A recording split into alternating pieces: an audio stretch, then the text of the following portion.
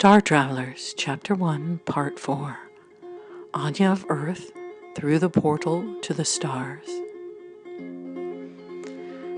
Not a kid anymore, she tried to convince herself. She was grown up, or almost grown up. She had to stop believing in those fairy tales, playing games. But life had become so complicated and cold. She was left with a kind of loneliness that felt like a deep gorge within her heart that didn't go away.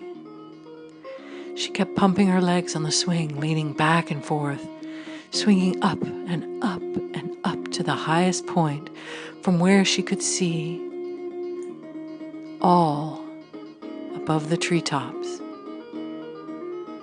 Rocking back and forth, she let the gorge of emptiness in her heart fill with sorrow. It swelled up and brought tears to her eyes that spilled out over her cheeks.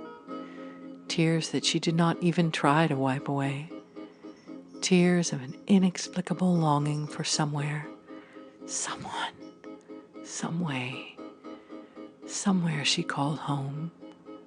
Home of the heart, home of peace, a place where she was understood.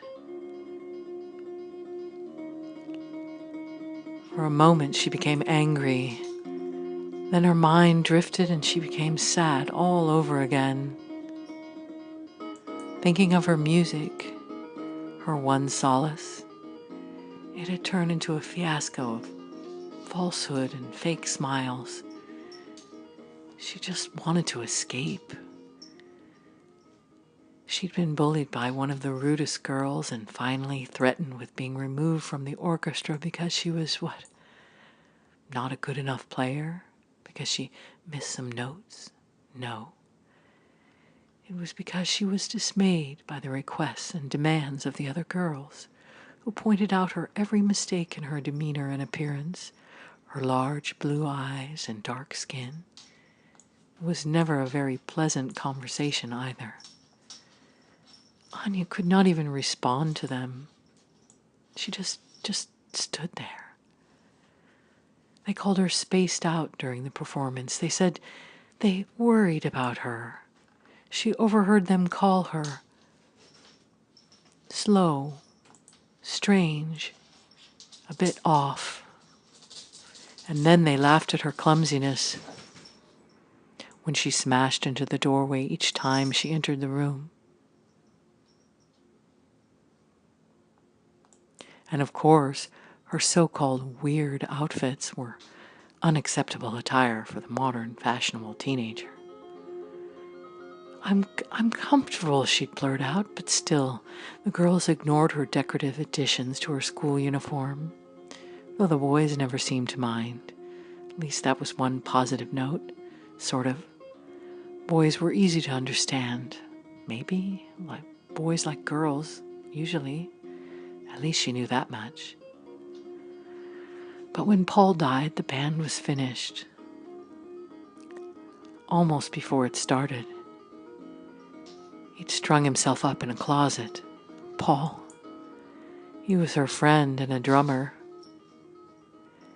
They just produced several songs. Her voice and her flute were rocking, she thought. Paul's drums were up, she thought. Then it ended. It all happened so fast. Suddenly he was just gone. Overnight. She wanted to cry for him, but maybe he was happier. More tears came. He wasn't happier. He'd been lonely too. But suicide was not going to be her path home. Home is someplace, she thought. I just know it. There's got to be a place I feel at home, she said aloud, vocalizing her thoughts. Somewhere it's calm, and I fit in, where I'm welcome, and people listen to me, where I can enjoy some excitement and maybe even fulfill my destiny. Maybe something special and beautiful would await her, she thought, as she continued swinging up, up, up in the air and captured the sight of the rush of robins exiting the treetops. On the swing, the anxiety that seemed to engulf her was relieved. The sick feeling she never explained to anyone. Maybe she felt anxious thinking of her mother working at the hospital, or anxious about her father at his office, but it was this constant feeling in her belly of extreme nervousness, as though the butterflies would never end. She felt like a butterfly too. With each day that passed, she felt more and more that she was trapped in a cocoon, unable to free her wings. Last summer, she had ridden the bus to Illinois to visit her friend Sam at school.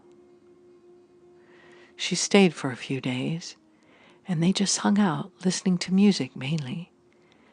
They sat outside the Westwood Mall and played flutes, throwing their hat down for passers-by, gathering enough change for some food.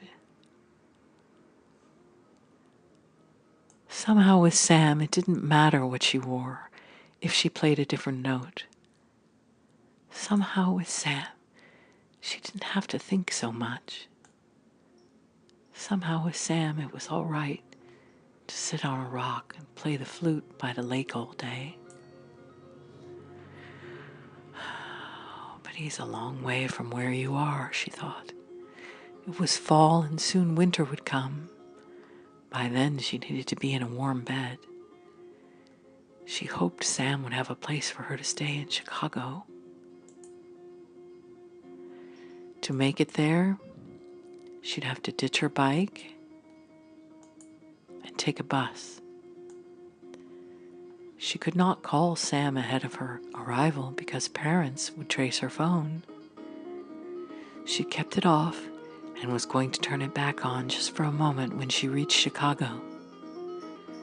They would not miss her for at least a day, since her father worked late into the evening and her mother worked all night.